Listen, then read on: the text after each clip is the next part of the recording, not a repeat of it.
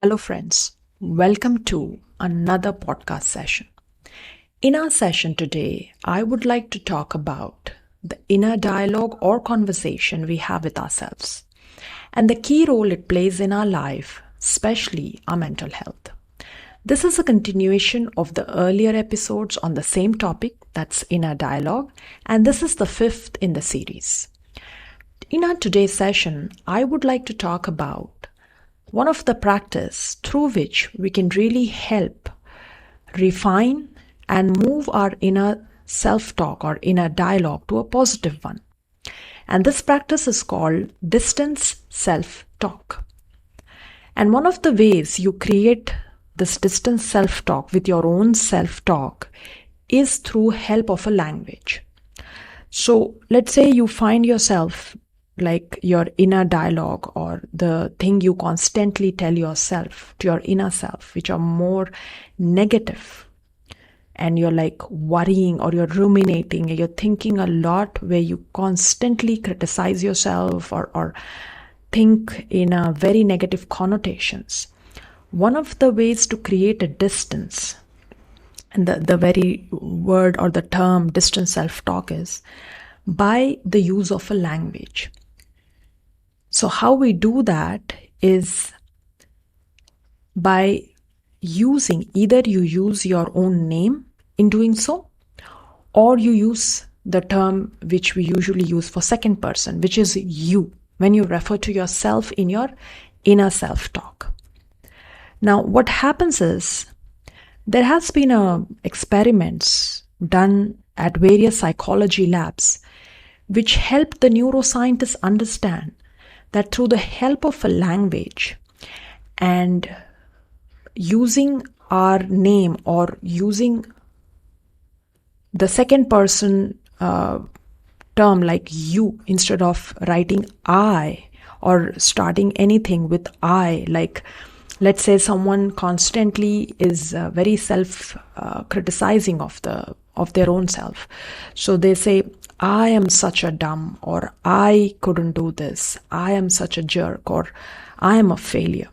So this internal self-talk is not only creating a lot of stress in your mind, but at the same time, you're constantly feeding your subconscious mind with a message which is very, very negative, and which then eventually may lead to create the same things that you've been telling yourself into a belief. So someone who's been telling over years to their own self that I am a failure, or I couldn't do this, or I don't think I deserve this, is actually feeding their subconscious mind.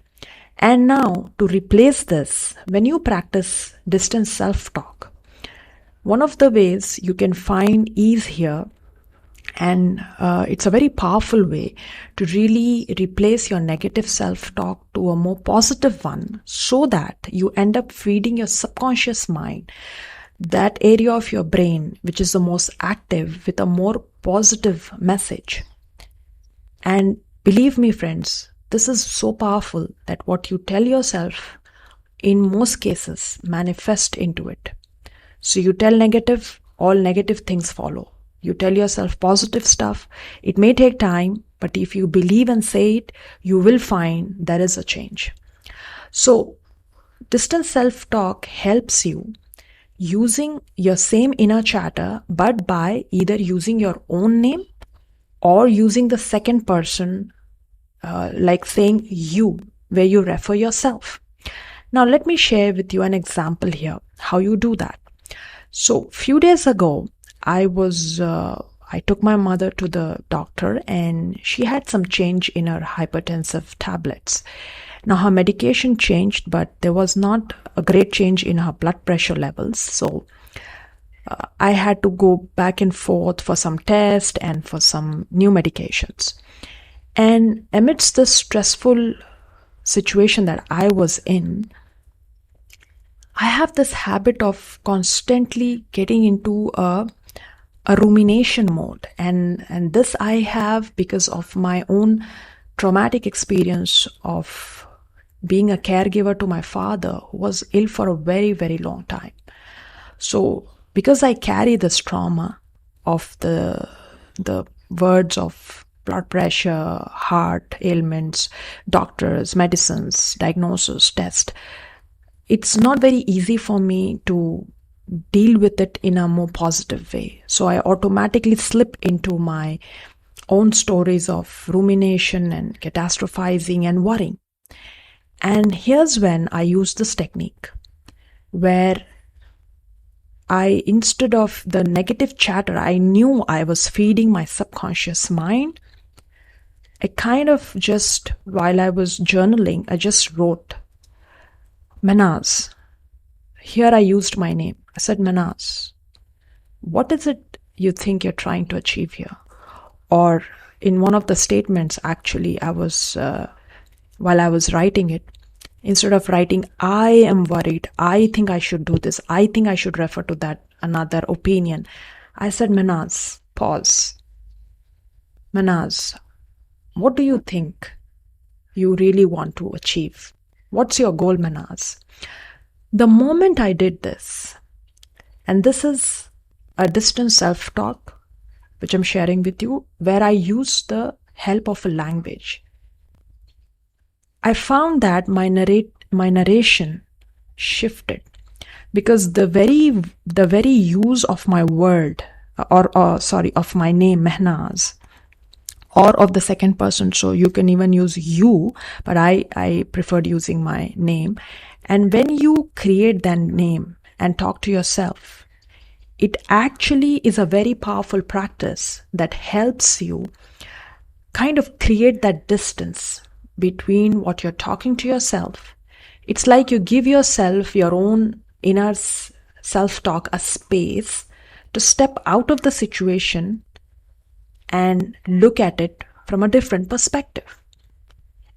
So when I used my name, I actually paused for a second, and it kind of really calmed me down, because the use of language actually kind of helped my emotional brain, amygdala, which was hijacked by the past trauma and my constant worries, into a state where I was no longer stuck in that worry cycle. Rather, I was thinking, okay, let me pause, take a breath, and what's Manaz up to?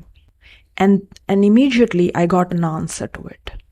So friends, sharing my own experience and an example, if you ever find yourself going through a very difficult experience, you could use the same technique in two ways.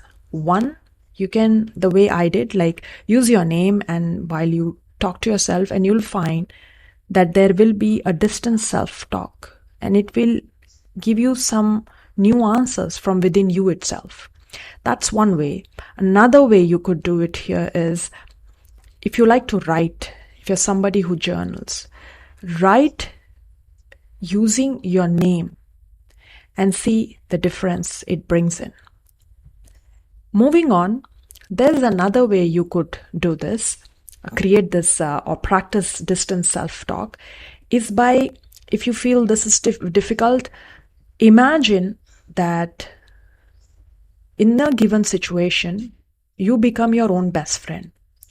So you might need to just imagine a bit that in a given situation, you step out of it, and you are now supposed to advise your best friend going through the same problem that you are in. So you have to imagine. So let's say, let me continue with my own example. While I was worried about my mother's health, if I were in that situation, or if my friend was in that situation, my best friend, what advice would I give to my best friend? So here I took myself out of the situation, and I imagine my best friend is being worried right now on account of his mother's health. My best friend had a trauma of being a caregiver to her father for 5 years, and she still carries that in her head. So having given that situation, what advice will I give to my best friend? The moment I thought this, I had a flow of ideas coming in, and it really calmed down my mind. And I was ready with some practical things that I could actually do instead of just sitting and worrying. So you could do this as well. Finally, this one technique, this is again a practice of distant self-talk, but this was something that I learned from an author by name Lara Zelin. As part of a journaling international community, I happened to once connect with her, and she taught to us that being an author, I mean, she shared her experience of writing books and use of characters and how she adds power and shape those characters. And in her experience, she came up with this a very beautiful and powerful method and technique called third person journaling. It's very similar to what I just shared, wherein you would use your own name and journal. So Lara explained this to us with her example, wherein she thought to herself one day, so this character she was building, instead of that character, what if she wrote a book on her life? She titled that as Lara's Life, and instead of giving power to the characters that she's written, she gave it a name. She named the character as Lara. And she felt it was relatively easy for her to imagine all good things that could happen to Lara, the character, while when she was doing it on her own, like trying to free herself up from the negativity or negative mindset or anything where she felt she was not good enough. This technique helped her really move out of her negative worry cycle and manifest a life of more positive outcomes, joy, happiness, and fulfillment. All you have to do is, when you journal in third person, using your own name. And that's what Lara did, and maybe you can also do that.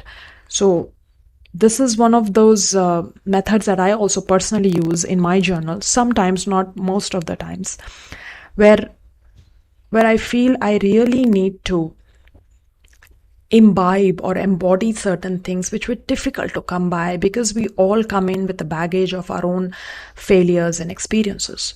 So using your own name when you write your own story, you can rewrite and in the most positive way and manifest the best outcomes for yourself. So try this. I'll share the content in the comment box where you could just take the template and can practice it.